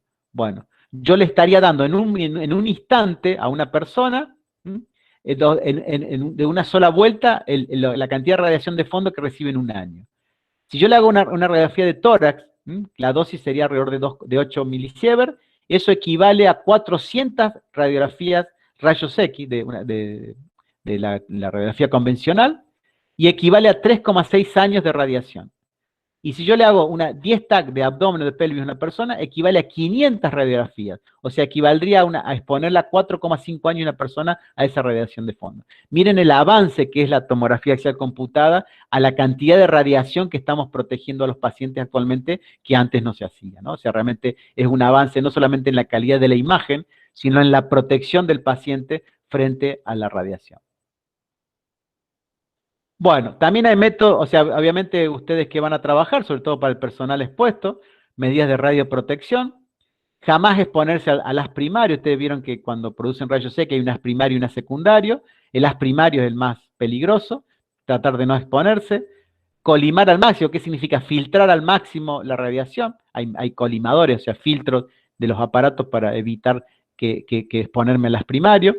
No permanecer en la sala de exposición durante la adquisición de imágenes. O sea, cuando el paciente está estamos por hacer una imagen, el personal tiene que salir, como habitualmente lo hace. Si por alguna razón es necesario, y si por alguna razón nos tenemos que quedar, utilizar pantallas y chalecos para disminuir la radiación dispersa. Por eso es importante la protección de las personas, y sobre todo las mujeres en tiroides y en genitales. ¿Por qué? Porque por las mujeres hay toda una ley que protege a las mujeres que trabajan en radioterapia, en radiación, por ejemplo, en método de diagnóstico por imagen, sobre todo que usan rayos X. ¿Por qué? Porque si yo irradio ovarios, estoy irradiando en una mujer adulta todos los óvulos que va a ovular durante toda su vida. O sea que si yo produzco una mutación, estoy produciendo la mutación en todos los óvulos que tiene el ovario esa mujer. Por eso hay que protegerse mucho más siendo mujer, y por eso también hay condiciones de seguridad, de bioseguridad mucho más exigente para mujeres que para hombres. En cambio, un hombre, si irradio o llega radiación a sus testículos, los espermas se producen y se reproducen constantemente y se eliminan constantemente. O sea, los que irradio hoy no van a ser los mismos que van a estar mañana o pasado, entonces yo estoy renovando constantemente. No ocurre lo mismo con los óvulos femeninos. Entonces, por eso necesitan mucho más protección las mujeres que los hombres. No es una cuestión de machismo, sino una cuestión biológica. Y alejarse lo más posible de la fuente. O sea, lo que quiero decir con esto es que la radiación es peligrosa. Hay que respetar el trabajo cuando uno trabaja con radiación, sea con rayos X, le haga una placa a un paciente. No le estamos sacando una foto con una máquina de foto, le estamos aplicando radiación. Y el paciente está 10 minutos. Si uno trabaja ahí, puede estar 5 o 6 horas expuesto a radiación. Si no genera y no se protege adecuadamente, puede tener problemas. Por eso, esto no es de arriesgados o no. Hay que exigir que se cumplan los métodos las medidas de radioprotección en donde trabajamos con radiación. Bueno, ahora vamos a ver un poquito de electromedicina y de diagnóstico por imágenes. Déjenme tomar un mate porque se me está secando la boca.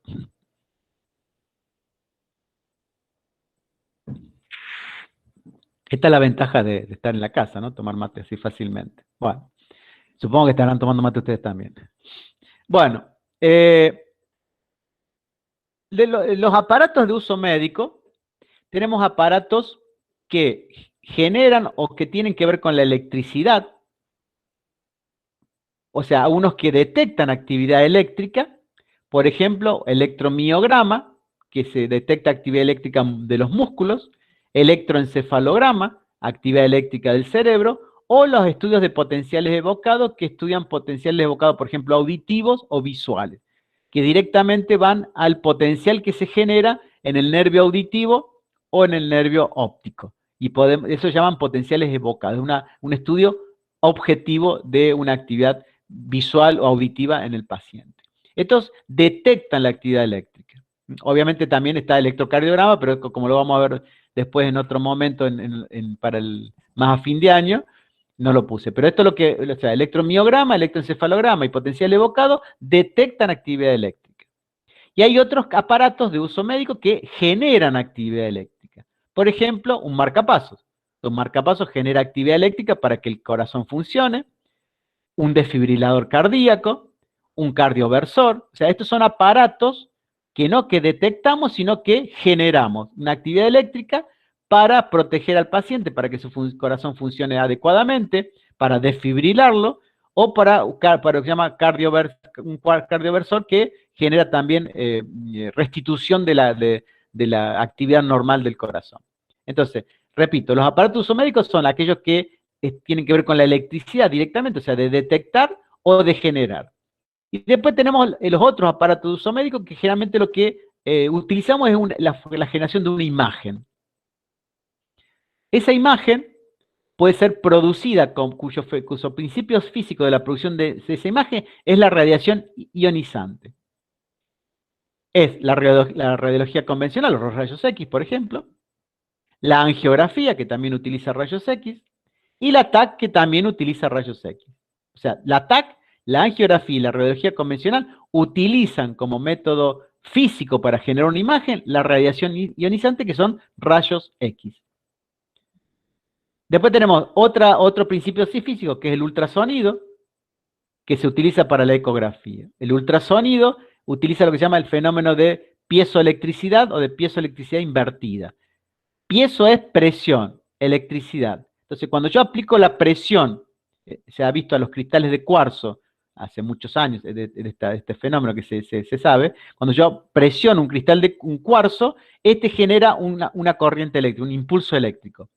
Y el piezo eléctrico invertido es, a partir de un impulso eléctrico, genero una onda de presión y descompresión, o sea, un eco. Entonces, el aparato de ecografía utiliza el fenómeno de piezoelectricidad, es decir, de piezoelectricidad invertida, perdón, genero una actividad eléctrica y hay un transductor que me genera un eco, una señal ecográfica, un ultrasonido, que va a rebotar en un cuerpo, en un determinado tejido, y me va a dar una imagen determinada. Eso genera una imagen. Y el otro es lo que llama utiliza como principio físico un campo magnético y una antena de radiofrecuencia. Y eso se llama la resonancia magnética nuclear. O sea, la resonancia magnética nuclear coloca al paciente dentro de un gran campo magnético y en el órgano que voy a estudiar, por ejemplo, cráneo, cuello, rodilla, lo que sea, coloco una antena de radiofrecuencia que interacciona con el tejido y me genera una imagen que es digital. Entonces, repito, el aparato cuyo principio que más me importa es la formación de una imagen, utiliza radiación ionizante, rayos X, es la radiología convencional, que me genera una imagen analógica. ¿Qué quiere decir analógica? Que no son píxeles, que no está pixelada, no es una imagen con píxeles, sino es una imagen continua, que es algunos dicen que es una mejor imagen que la imagen digital. Todavía la imagen digital no ha llegado a la calidad, según algunos dicen especialistas, de la imagen analógica. Pero bueno, tiene muchísimas ventajas la imagen digital. Entonces la radiología convencional, una placa de rayos X, una imagen analógica. Ahora, repito, la radiología convencional se está reemplazando ya en todos los equipos la imagen analógica, la vieja placa de rayos X, por una imagen digital, que ya se genera en una pantalla, lo que era la vieja placa radiográfica. ¿Por qué? Porque, repito, es mucho más barata y mucho más segura. Entonces, ahí tenemos la angiografía, que es para hacer una angioplastía, una angiografía, o sea, una imagen o un tratamiento angioplástico, o sea, colocar un stent, por ejemplo, en el paciente, se hace por seguimiento de rayos X, o sea, se coloca un aparato de rayos X que va siguiendo, por ejemplo, cómo va viajando un catéter por los vasos sanguíneos, y al paciente se le coloca, por ejemplo, se le destapa, digamos, un vaso sanguíneo y se le coloca un stent. Y eso se hace por un seguimiento con rayos X. Por eso el paciente no lo podemos tener eternamente haciendo una angiografía porque el paciente está siendo expuesto a rayos X. Nos contaban especialistas en angiografía que cada vez hay más accidentes, o sea, hay pacientes que el médico o la médica le está haciendo una angiografía o una angioplastía y se distrae charlando, haciendo chistes, va y viene, y el paciente está en ese momento irradiado por rayos X para seguir por una pantalla por donde va el catéter. Después lo sacan al paciente y tiene toda la espalda quemada, por ejemplo. Entonces hay que tener mucho cuidado porque mientras dura la angioplastía o mientras dura el estudio angiográfico, el paciente está siendo expuesto a rayos X. Hay que hacerlo rápido. Después tenemos la TAC, que también es un tubo de rayos X o varios tubos de rayos X que tienen una cámara de ionización que transforma los rayos X en un impulso nervioso, se digitaliza y me genera una imagen digital. Entonces, tanto la angiografía, TAC, ecografía y resonancia magnética nuclear, se genera una imagen digital con píxeles. ¿Mm? Bueno, ahora vamos a ver información biomédica. ¿Vamos bien? ¿Están todavía vivos o vivas? Sí, profe. Sí, profe, lo escuchamos. ¿Está todo bien? Sí, profe. Todo Sí, bien. profe. Bueno, Todo bien. vamos que este es uno de los últimos temas ya. Información biomédica. Bueno, el cuerpo humano es un sistema, complejo sistema, está formado por subsistemas, por ejemplo, el eléctrico, acústico, mecánico, térmico, químico, óptico, hidráulico, neumático. O sea, todos estos sistemas, por ejemplo, el sistema nervioso, el oído, los músculos, regular la temperatura, todas las reacciones químicas, el ojo, levantar cosas, el pulmón, etcétera, son subsistemas dentro del gran sistema que es el cuerpo humano. Entre estos sistemas, o sea, tanto el gran sistema cuerpo humano se comunica con el exterior, como los subsistemas se comunican entre sí. O sea, la comunicación entre estos sistemas celulares y subcelulares y de esto con el medio ambiente implica mantener la homeostasis del sistema, lo que es sinónimo de salud. O sea, nos comunicamos, nosotros en este momento nos estamos comunicando, y también mi cuerpo se comunica entre sí, mi corazón con los pulmones, mis pulmones con mi garganta con el medio, entra aire, sale, etcétera, etcétera. O sea que eso va manteniendo mi sistema interno equilibrado.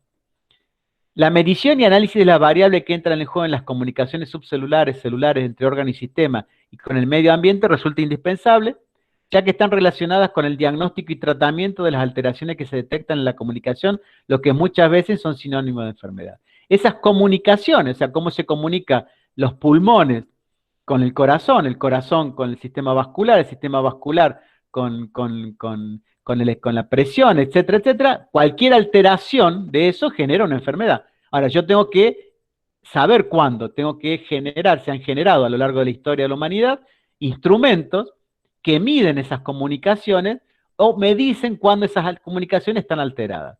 Y esa instrumentación biomédica puede ser para la clínica o para la investigación.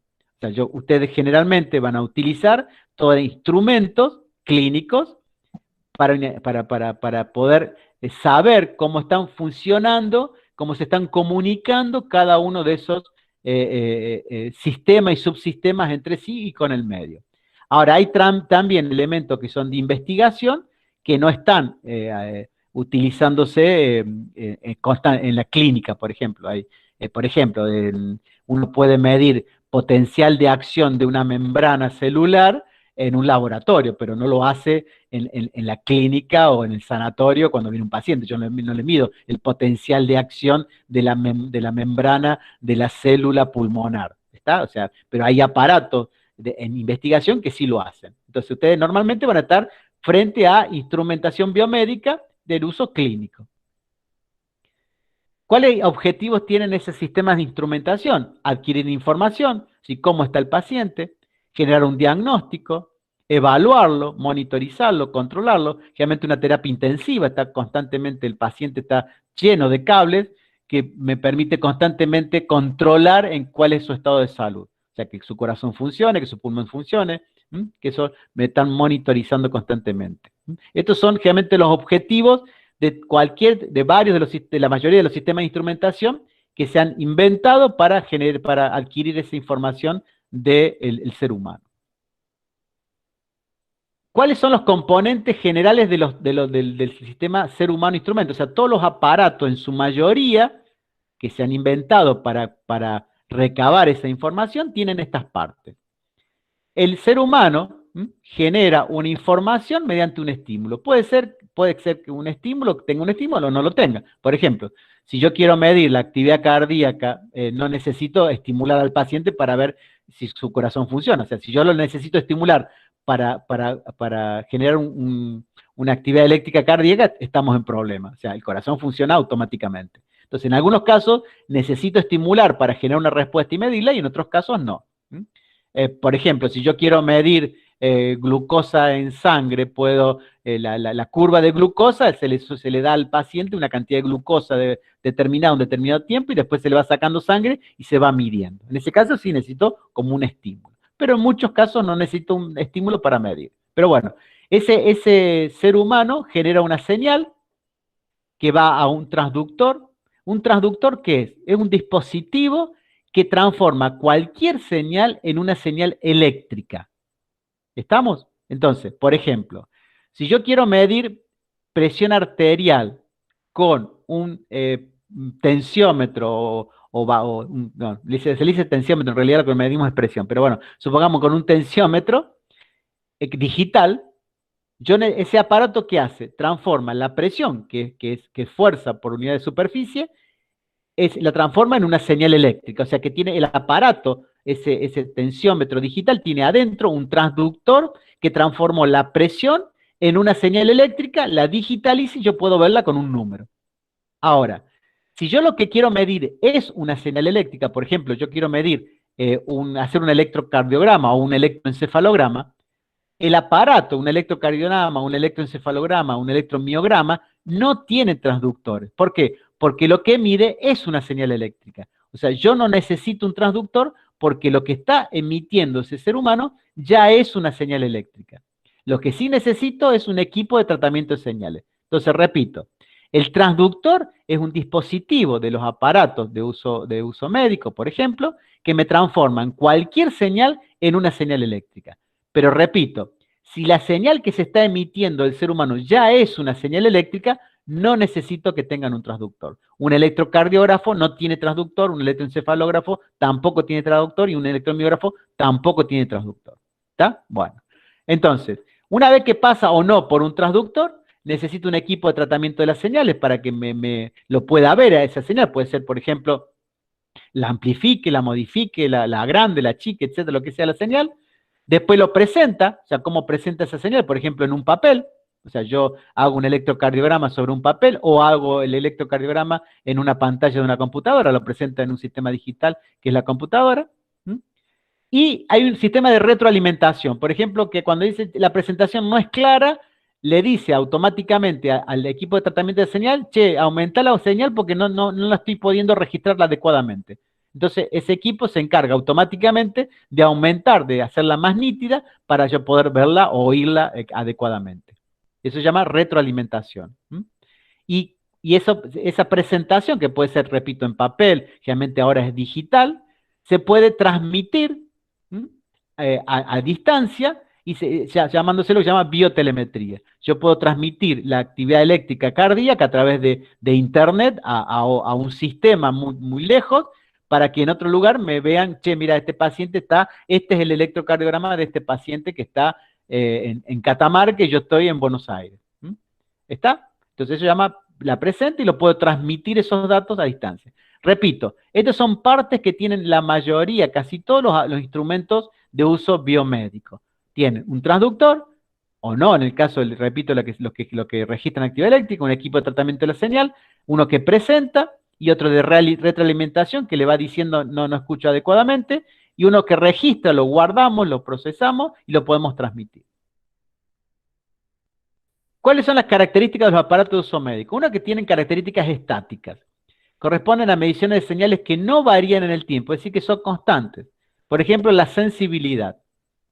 Es la propiedad que está en razón inversa del valor de la mínima señal que es capaz de medir. Por ejemplo, un amperímetro que mide en microamper es más sensible que otro que mide en miliamper.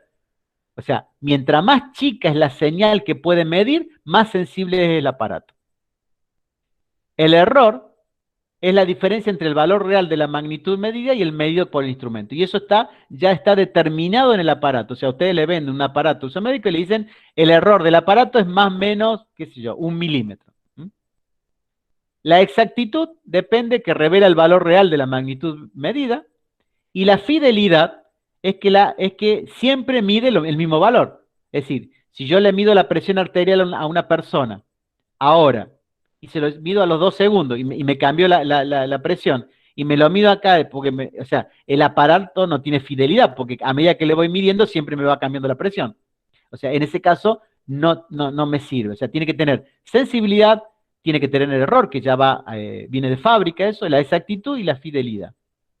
Esas son características estáticas. Las dinámicas están en relación con el comportamiento del instrumento ante las variabilidades de las señales. Hay lo que se llama error dinámico, que es la diferencia que hay entre un valor tomado en un instante y un valor que está sometido a medición. O sea, yo se lo tomo en un momento y a la hora se lo medí diferente, o sea, porque se está moviendo a lo mejor. Y el tiempo de respuesta, o sea, el tiempo que toma una variable en estabilizarse y el instante que muestra un resultado. O sea, yo digo, bueno, a ver, que tranquilícese, le voy a hacer un electrocardiograma y el aparato está 1 hora tratando de estabilizarse para poder hacerlo. Obviamente no me sirve. Tiene que ser algo que se estabilice rápidamente. Bueno, eso en general con respecto a aparatos. Ahora, con comunicación, en el caso de personas, o seres humanos, o seres vivos en general, la comunicación es el establecimiento de una correspondencia unívoca entre un emisor y un receptor. O sea, yo me estoy comunicando con ustedes, yo en este momento soy el emisor y ustedes son los receptores. Una correspondencia unívoca equivale a decir que tiene un solo sentido. O sea, yo soy el emisor, envío un mensaje y ustedes lo receptan. Y la retroalimentación me pueden decir, hable más fuerte porque no lo estamos escuchando. O hable más lento porque tampoco lo estamos entendiendo. Entonces se llama retroalimentación. Entonces yo aumento la voz o hablo más despacio. Entonces yo soy emisor, pero siempre la señal es unívoca. O sea, cuando yo soy emisor, ustedes son receptores. Cuando ustedes son emisores, yo soy receptor. Pero siempre es en un solo sentido. Si no, no nos entendemos. Los elementos que constituyen este sistema unidireccional son el mensaje, es la secuencia de signos o símbolos de cualquier naturaleza con los cuales se produce la transferencia o correspondencia desde el emisor al receptor, la fuente, que es el lugar donde se genera el mensaje, el codificador adapta el mensaje original al tipo de canal que se emplea, el canal es el soporte físico de la comunicación, el decodificador, al inverso del codificador, este restituye la forma original del mensaje para que sea comprendido por el destino. Y un sistema de retroalimentación o feedback, un elemento que se agrega en algunos sistemas de comunicación, especialmente en los fisiológicos. O sea, él me dice que alguien me está hablando y yo no lo entiendo y mi sistema está diciendo, no estamos entendiendo. ¿Qué hago yo? Me acerco. O le digo, habla más fuerte. Es un sistema de feedback. Por ejemplo, una persona que habla, en este caso soy yo, soy la fuente. La fuente está emitiendo a través, mis cuerdas vocales transforman el aire de mis pulmones, etcétera, todo mi sistema, codifica en las cuerdas vocales, un codificador, ¿por qué? Porque no puede viajar mi voz como a través del aire como si fueran señales nerviosas.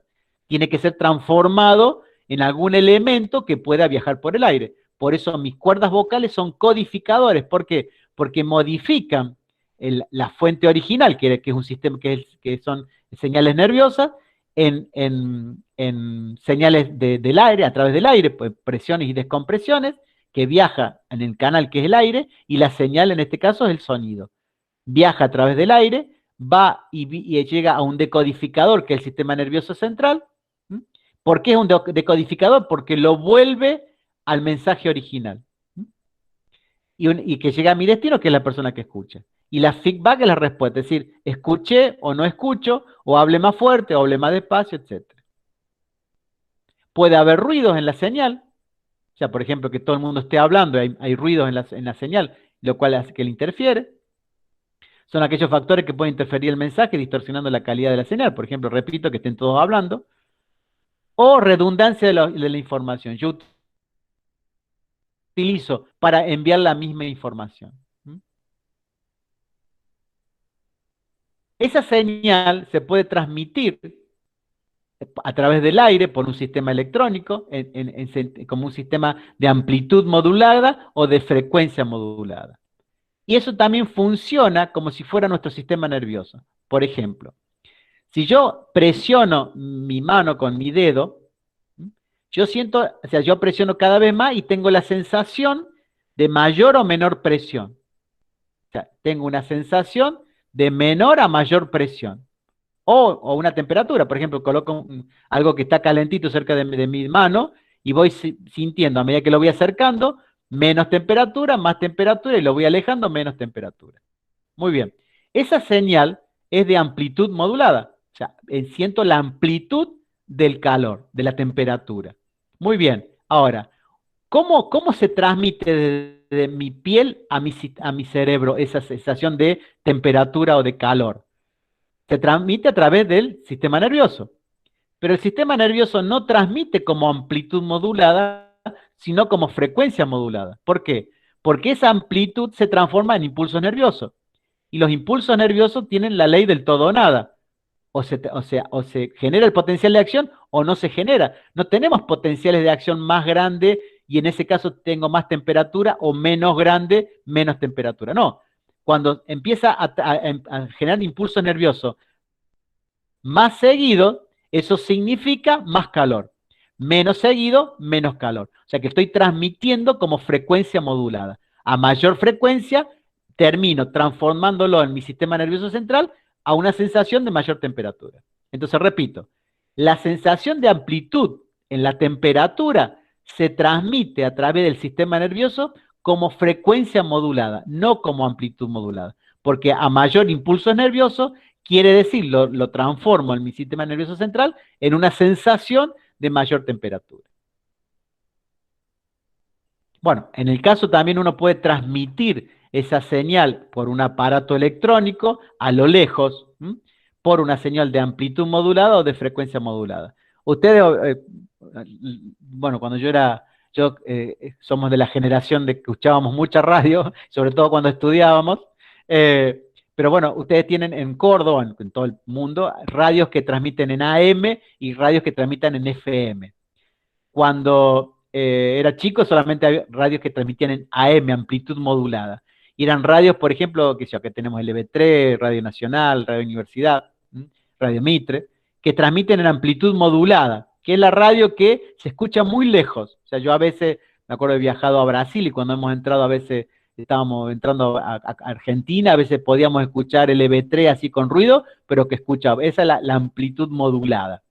Después salió, cuando era unos años después, salió la FM. La FM fue lo top para escuchar música, porque se escuchaba y se escucha muy, muy lindo, o sea, con una sonoridad que no tiene la amplitud. El problema de la frecuencia modulada es que solamente transmite en línea recta y 100 kilómetros. O sea, por ejemplo, si uno vive en Carlos Paz, las FM de Córdoba no podíamos escucharlas. ¿Por qué? Porque chocaban contra la montaña. Se transmiten en línea recta y 100 kilómetros.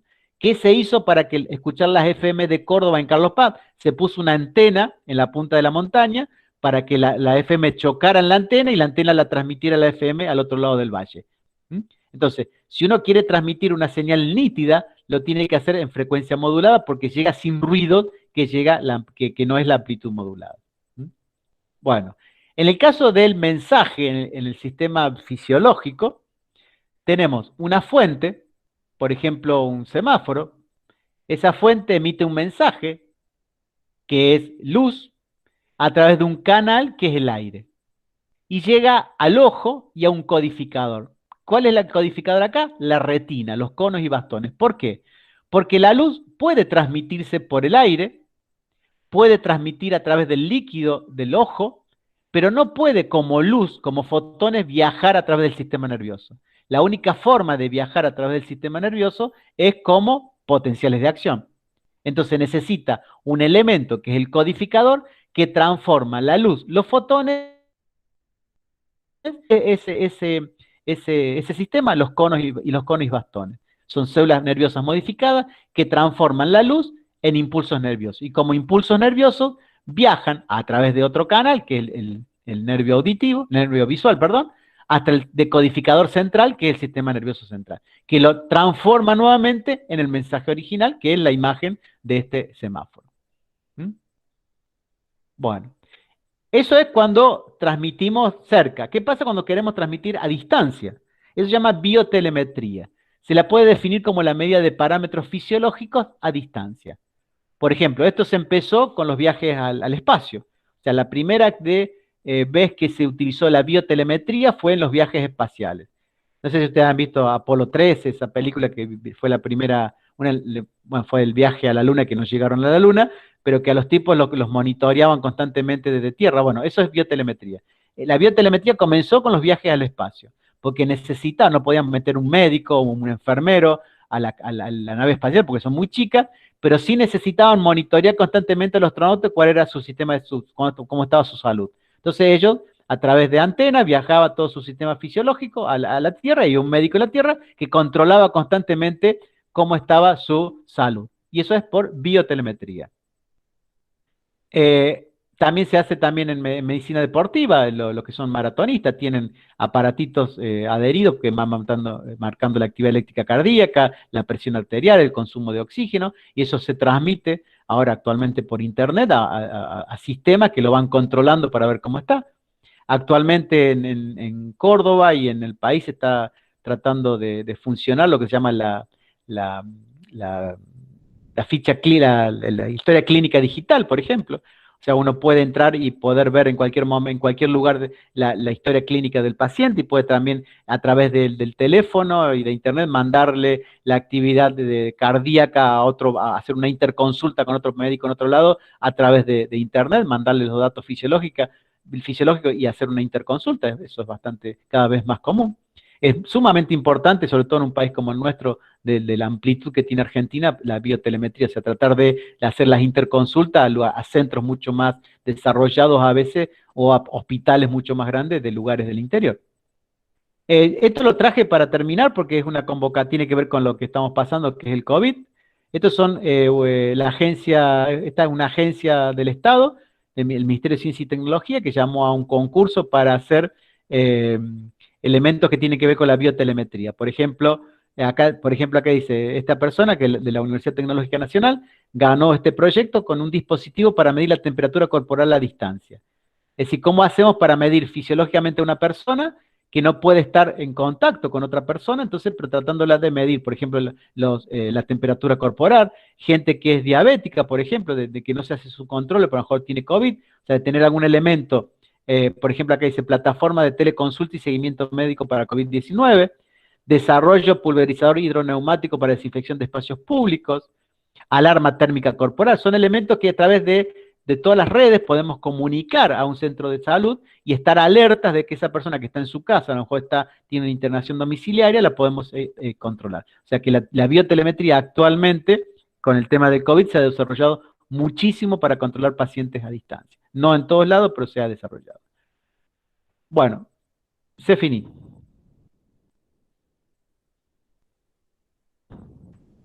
Alta clase, profe. ¿Eh? Alta clase, digo. ¿Estuvo bien? ¿Se entendió? Disculpen, tuve que comprimir algunas cosas, pero... Sí, profe. Sí, profe.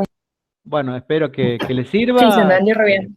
Bueno, me alegro muchísimo y ojalá Estuvo que... bueno los cuadritos, profe, los cuadros son buenos. Bueno, me alegro mucho que le haya servido y la idea es eso, o sea, yo siempre aconsejo para estudiar, bueno, lo he aprendido siendo estudiante a veces a los golpes, pero bueno, lo he aprendido y lo aplico mucho. Uno tiene que tratar de no estudiar puntito por puntito como si no tuviera nada que ver uno con otro, ¿no? Sino tratar de agrupar, ¿no? O sea, yo puse mucho hincapié recién en lo que es diagnóstico por imágenes. No estudien, a nosotros no nos interesa en biofísica si el botoncito de la TAC, nos interesa el principio físico, qué tiene en común la TAC con los rayos X, qué tiene en común, que, por ejemplo, cuáles no usan radiación ionizante, o sea, ¿qué le harían a una mujer embarazada? Por eso puse la radiación ionizante, por eso no le harían una TAC, no le harían rayos X, sí le harían una ecografía, quizá una resonancia magnética, pero no le harían una que tiene radiación ionizante porque es peligrosa para la salud. ¿Se entiende? O sea, traten de ir ordenando la información. A mí me gustan mucho los cuadros, o sea, soy muy fanático de eso porque creo que me ordenan mi cabeza. A mí me gusta ver el plan general y sobre eso, o sea, traten de estudiar así, tratando de unir qué tiene en común cada tema con otro, si no estudiar una cosa como si no tuviera nada que ver con otra cosa. ¿Se entiende? Esto es algo que aprendí también yéndome mal en las materias también, en algunas, y lo aprendí a los tropezones, pero bueno, lo he practicado y realmente creo que sirve y uno lo ubica más espacialmente en la materia, entiende más, decir, ¿y esto con qué se come? ¿Para qué me sirve? Porque si uno lo estudia uno separado de otro es como que no le encuentra la conexión, ¿no? Y a veces cuando viene la pregunta, decir, bueno, ¿qué método diagnóstico le haría a una mujer embarazada? ¡Wow! Entonces empezamos a repasar todos los métodos de diagnóstico, decir, no, che, bueno, ¿cuáles son ionizantes? ¿Cuáles son los peligrosos? ¿Cuáles son los peligrosos? ¿Por qué le damos esto? Bueno, ¿por qué le hacemos esto? ¿Se entiende la idea, no? Por eso lo he tratado de agrupar lo mejor que pude. Ojalá que sirva y ojalá, sinceramente, que aprueben la materia y no los vean nunca más. No, no, que les vaya muy bien a todos. ¿Mm?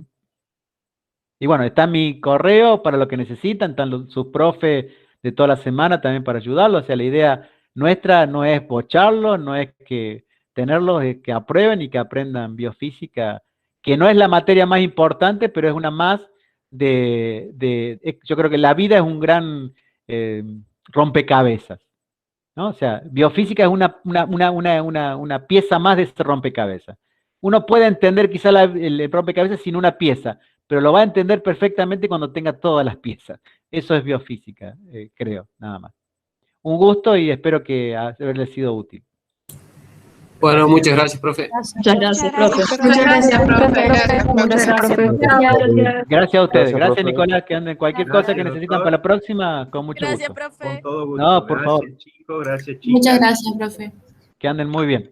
Chao, ¿Se chao. puede, disculpe, buenas tardes, Sí, ¿se puede hacer hola. preguntas o Sí, las sí, preguntas perdón, son por perdón. correo? No, dale, perdón. Con respecto al gráfico de frecuencia modulada y amplitud modulada, Sí. si puede volver a ese. A ver. Vamos a ver.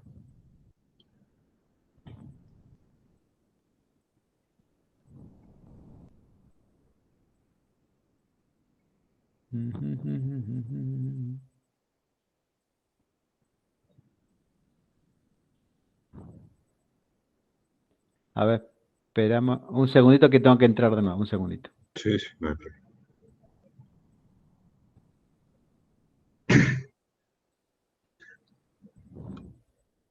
No sé si será este o el que sigue, o este.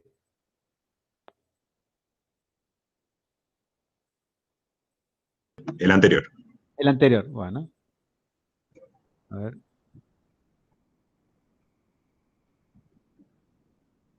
Opa, ¿qué pasó? Espera. ¿Por qué se fue? Espera.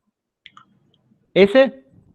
Sí, exactamente ese. Bueno, ese. La pregunta iba por este lado. Sí, dale. Yo, digamos, según lo que estudiamos en fisiología, una vez que el estímulo pasa el umbral, se genera el potencial de acción.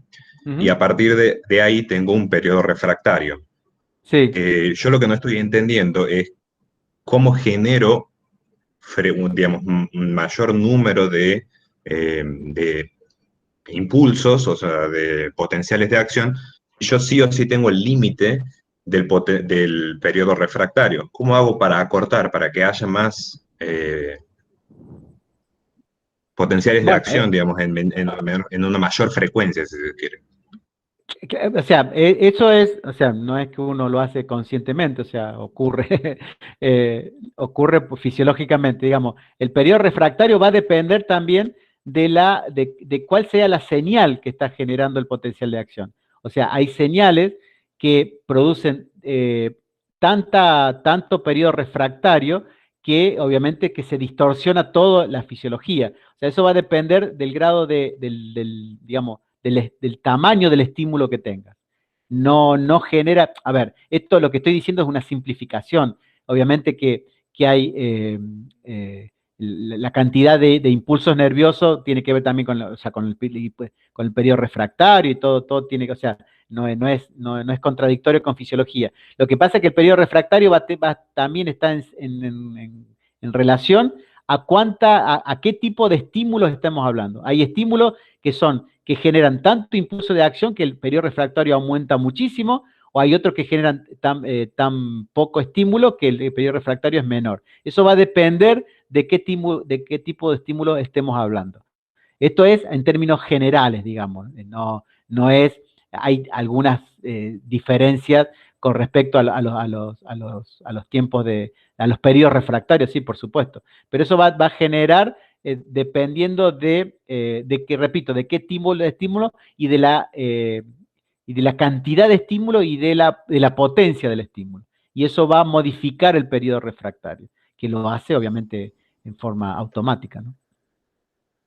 Claro, Eso es justamente lo que no me quedaba claro, porque Ujú. nosotros habíamos visto que una vez que pasó el umbral, no importa que tu estímulo sea un poquito más grande, un poquito más grande, un poquito más grande, no importa. El periodo refractario va a ser siempre el mismo, o sea, Claro, exactamente, potencial de pero el acción. periodo, pero lo que te aumenta es la cantidad de veces que se activa el potencial de acción. O sea, vos tenés un potencial de acción, o sea, genera un impulso nervioso. Entonces vos vas a tener una cantidad mayor que se va a generar en un determinado tiempo. ¿Mm? O sea, el impulso refractario es el mismo, pero va a haber mayor cantidad de señales con el impulso, digamos, dentro de esa situación. Mira, acá ves, como cantidad de potenciales de acción, ¿ves? Y esto genera, esta mayor cantidad, la sensación de mayor temperatura. ¿Mm? Pero claro, una vez que se genera el potencial de acción, se genera o no se genera, pero se va a generar mayor cantidad de impulsos de acción en un determinado tiempo.